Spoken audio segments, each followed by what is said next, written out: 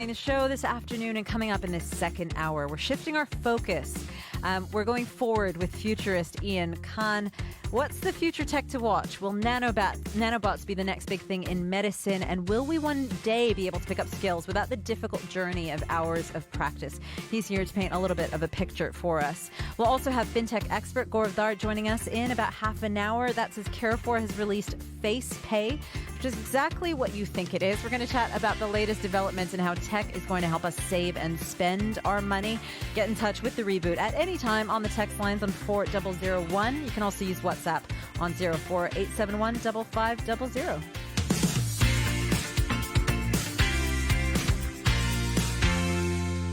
Welcome back to The Reboot with Sonal. And we've had a fun hour talking consumer tech. Of course, we are going to be back with you every single Saturday from 12 o'clock. But as we move into the second hour, we're going to look a little bit more towards the future. And I'm excited to have in our studio a very special guest, of course, Ian Khan. He is the author of Metaverse for Dummies. He also educates the public about Web3 and artificial intelligence. Ian, thanks so much for joining us today and welcome to the Dubai Eye studio. Thanks for having me. It's a pleasure to be in your studio and to be in Dubai.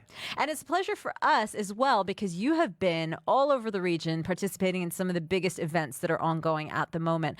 I know that you just came from Saudi Arabia where Leap has just wrapped up. It's That's right. A massive conference. I mean, what were some of the things that you saw and learned there? What stuck out to you? So Leap was just drinking from the fire hose. It was everything tech. I think they had almost 200,000 registrations and 150,000 people walking through the gates of Leap. Honestly, at one point, I stood out there in one of those alleys and I was like, hey, is this Times Square? Because it was so busy.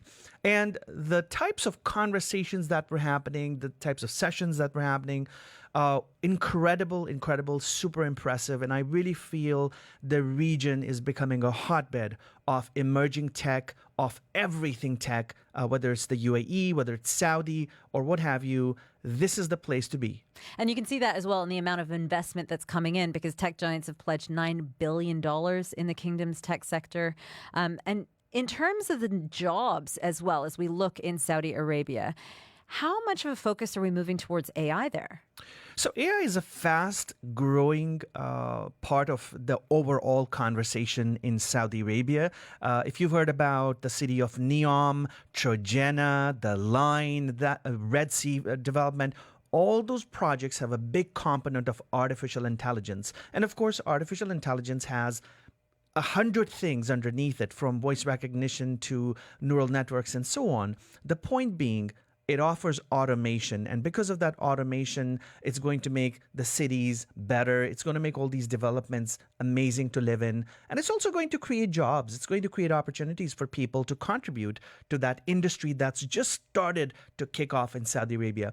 As far as the overall jobs and career situation in Saudi stands, I really think that Saudi government is investing a lot in upskilling and educating its younger generations. My new documentary, The Digital Kingdom, actually covers a lot of that. It's available on YouTube. And I think it's the beginning of an amazing transformation in Saudi Arabia. One of the reasons being AI, but technology being the broader driver.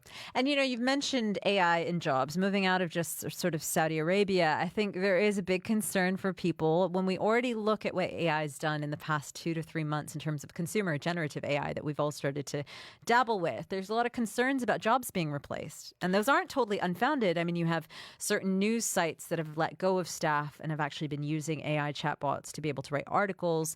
You have big tech companies that have recently laid off thousands of staff, but saying they're going to redirect some of their energies towards developing AI. People are scared, but should they be?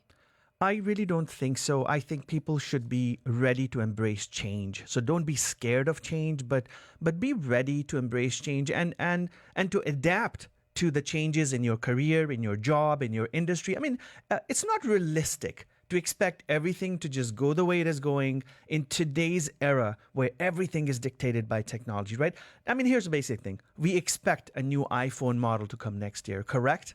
we expect our computers to get faster. Like, those are just expectations that are based on change. And in a similar way, I really hope that people are able to say, hey, you know what? I'm going to expect things to change in my work, in my industry, and to get better. And I should be ready for those changes. So it's a little bit of a mental shift, but I think we need to start doing that right now. You are in town for the World Government Summit in Dubai, which is kicking off on Monday, of course. You're going to be talking a little bit about the metaverse. What are some of the big talking points around the metaverse at the moment? Because, of course, there was that initial sense of people trying to understand what it is. Where is it at right now in terms of the development and where it needs to go? So the metaverse is the most mysterious thing that I've come across in technology, right? Thankfully, I was able to write a book called The Metaverse for Dummies, I being one of the greatest dummies. And I had to understand, first of all, what does the metaverse stand for, right? The metaverse is everywhere, but it's also something that it's not for everyone. So my expectation and advice is not for everybody to expect that they should be on the metaverse and their industry should be on the metaverse. It's not. It's just a channel of engagement, just like you have cell phones, the internet, you had pagers, you've got other things. It's just a channel of communication and reaching a target demographic, reaching a specific customer base, if you will. You know, maybe the younger generations, maybe gamers, maybe female gamers, and all of that. So you have to understand the metaverse in order to adapt to it, or to understand, to say, hey, maybe this is something for my industry or my work. I really encourage everyone to take a step ahead and read what the metaverse is all about, rather than just listen to the hype around in the media or what somebody's doing or not doing. The best enemy of hype is education. You got to pick up a book, pick up my book. It's out now. And read and understand what the metaverse is. And you might be surprised. It might be something good for you, your industry, your career, your kids, or not. But you've got to find out for yourself. And the whole idea is to be able to experience something virtually with augmented reality, using these different kinds of technologies.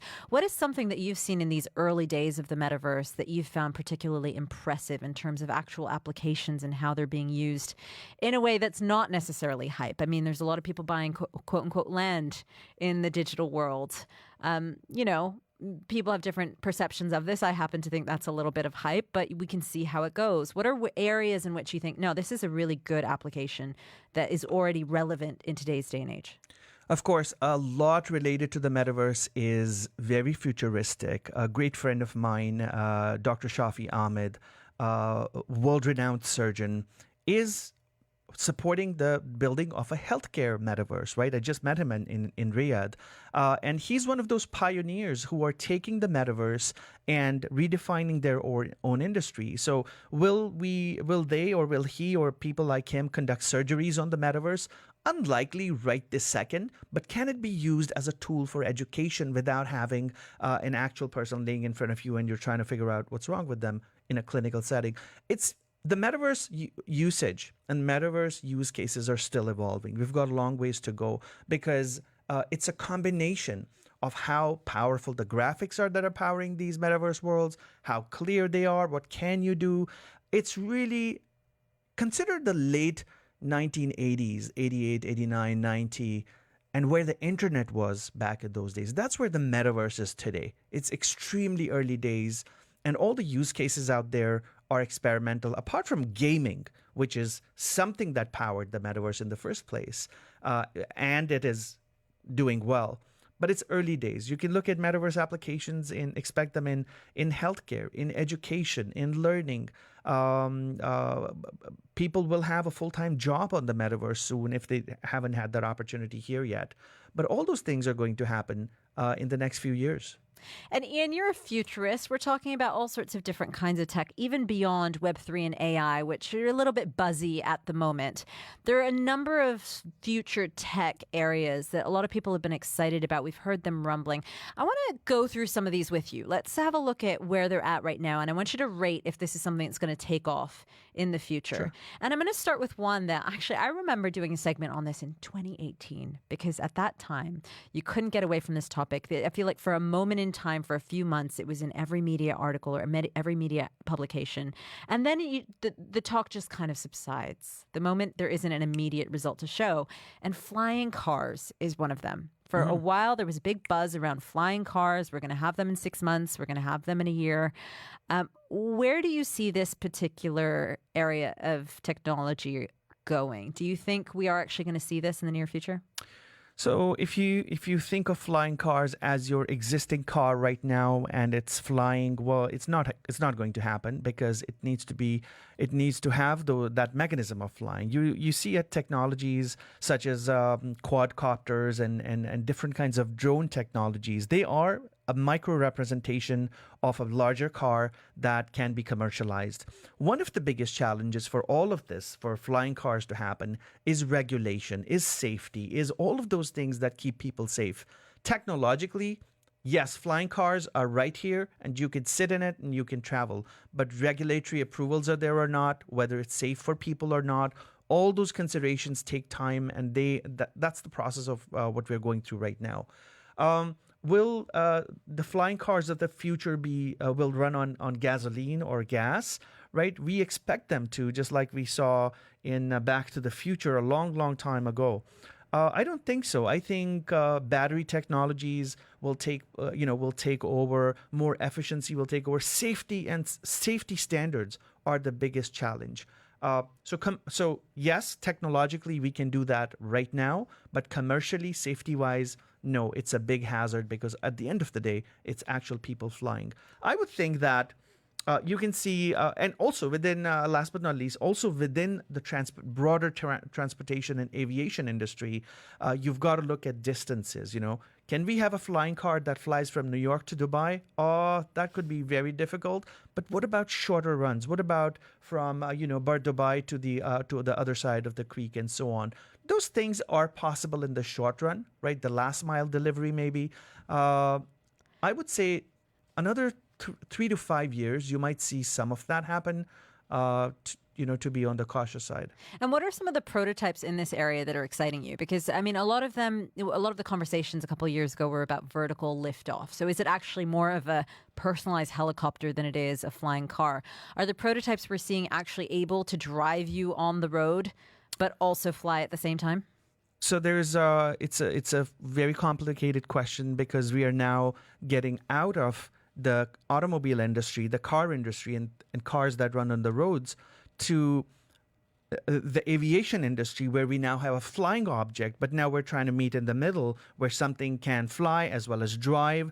This is super complicated. I don't have the answers because it's still an evolving process. I think when you look at battery technology, it's just the propulsion that is one part of it. What is consumed in order to create that energy that helps move the object. But then also you're talking about aviation laws, you're talking about regulations within automobiles, aviation, and this whole cluster of industries that is involved. So we don't know the answer yet. What will be commercialized in the future, because it really depends on the region, the country, the rules of wherever you're operating. But I think it could be a combination of machinery that, yes, can go on the roads, but it can also fly. So yeah, quite the futuristic topic. And we're going to come back to this conversation with Ian. Ian, I'm going to be asking you about if we're all going to be cyborgs in the future. What's the future of brain implants? Stay with us on The Reboot. We have so much more coming up with you. We are on Dubai Eye 103.8 until 2 p.m.